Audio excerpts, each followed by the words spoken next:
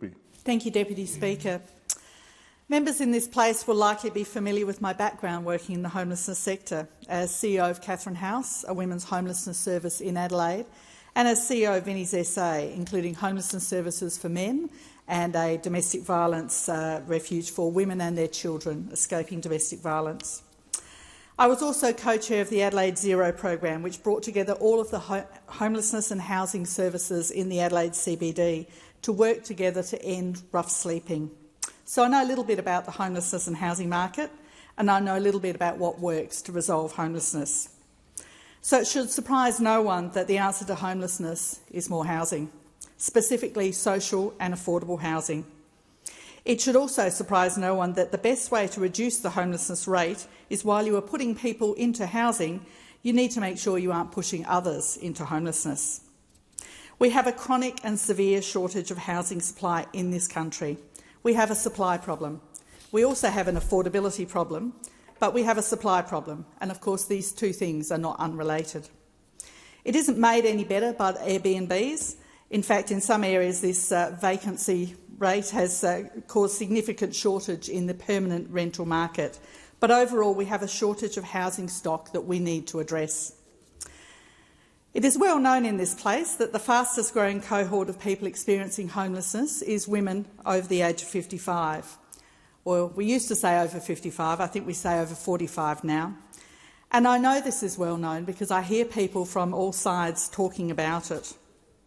No one can pretend that they don't know how acute this is out there.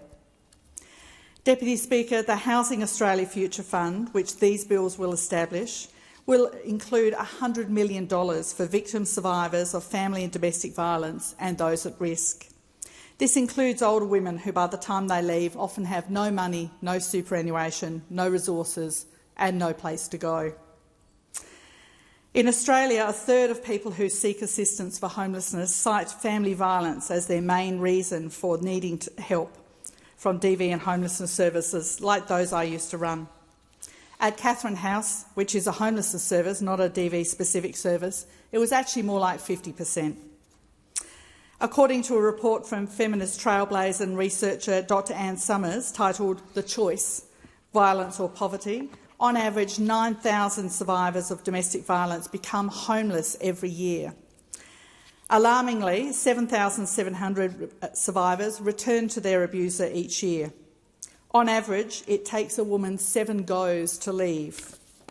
From my experience, the threat or reality of financial destitution and homelessness is a key driving force behind this shocking statistic.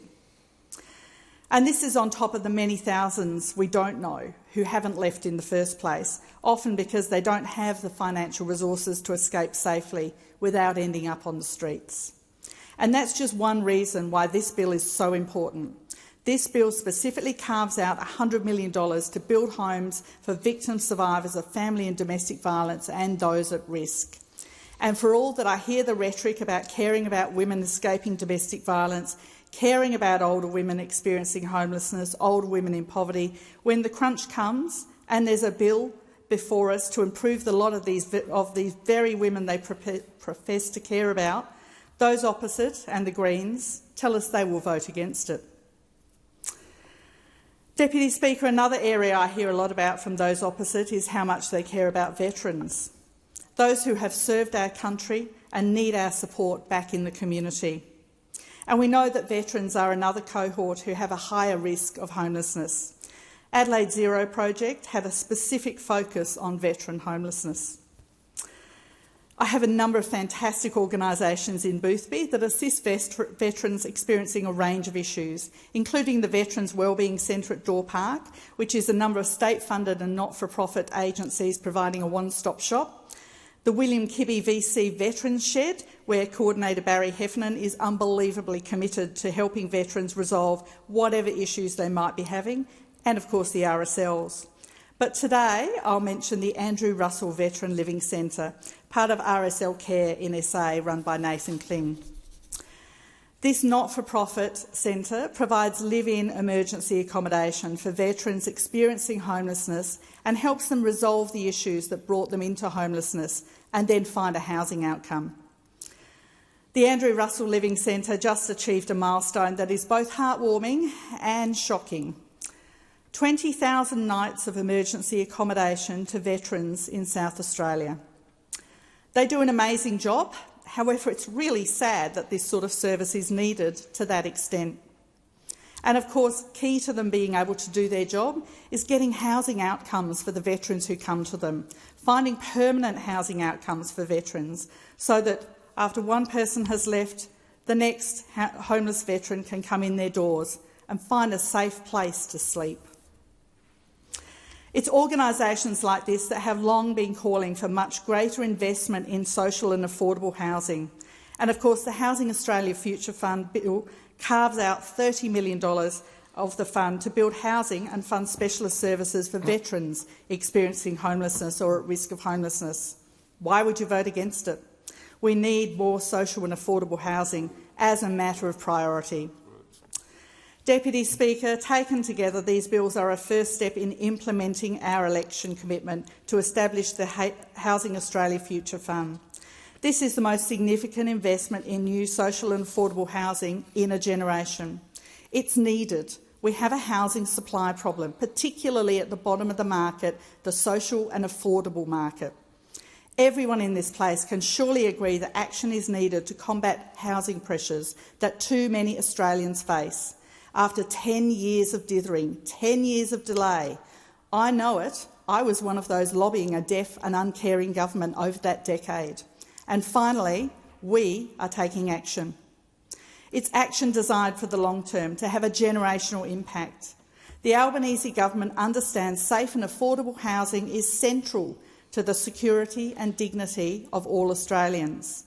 But far too many Australians are being hit by growing rents. Far too many Australians are struggling to buy a home, and sadly, far too many Australians are facing or experiencing homelessness. And that's why we have an ambitious housing reform agenda to ensure more Australians have a safe, affordable place to call home. The housing legislation package is a comprehensive suite of measures to get more social, affordable homes on the ground, and it enables the most significant Australian government investment in housing in a generation. So I would ask those opposite and those on the crossbench, if you care about the community, about those experiencing homelessness or housing stress, about women escaping domestic violence, about veterans who've served our country, about remote Aboriginal communities, about frontline workers, then vote for the bill. Vote for this bill that will increase supply at the bottom of the market for those groups who most need it. If you support women escaping violence, vote for the bill. If you support veterans experiencing homelessness, vote for the bill. If you support frontline workers, vote for the bill. If you support remote Aboriginal communities, vote for the bill. By your actions, you should be known. Now is not the time to play political point scoring with people's safety, their futures and their lives. Now is not the time to be negative for negative's sake. Now is not the time to throw away good in the pursuit of an unachievable perfect or to make a political point. People need housing. We have a supply problem. We have an affordability problem. This is the start to addressing that problem. I commend the bills to the House.